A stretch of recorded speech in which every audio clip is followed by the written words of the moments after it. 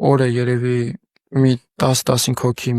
երևի 20, չգիտեմ, տենց ուշադրություն չեմ դարձրել, բայց ինձ միշտ հաճելի է, երբ որ կողքից դիտում են ու շատ լավ, իսկ մինչ կայարան գալը գյուղում բացարձակ ոչ միտեղ դաշնամուր չկար, որ գոնե ավելի մոտ տարածքում կարողանար։ Կար դաշնամուրը, բայց այդ դաշնամուրը այնքան խայտարակ վիճակում էր, որ որտեղ էր դաշնամուրը, ծանոթի տանը։ Դաշնամուրը որտեղ է, ծանոթի տանն է։ Հա, դաշնամուրը ծանոթի տանը, ճիշտն ասած մի հատ լավ դաշնամուր կար։ Այդ դաշնամուրը, լավ որն է, տես մի ավելի լավ կլավիշների մի 70% ընդհանրապես չէր նվագում, էլի ես ինչ որ կերպ կարողացի սարքեմ այդ դաշնամուրը, ինչ որ չափով էլի ինչ որ բաներ, ուղղակի եթե ամենամեծ խնդիրներն էր, որ այդ տան մեջ երեխա կար։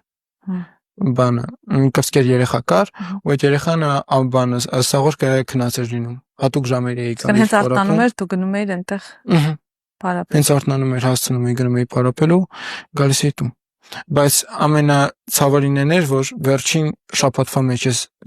վերջին 2 շաբաթվա մեջ ես նոր իմացա, որ դպրոցում, հանրակրթական դպրոցում երկրորդ հարկի վրա կա ընտիր դաշնամուր, որի վրա ես կարող էի այսքան ժամանակ պարապեի, բայց ուղղակի չէի իմացել ժամանակի։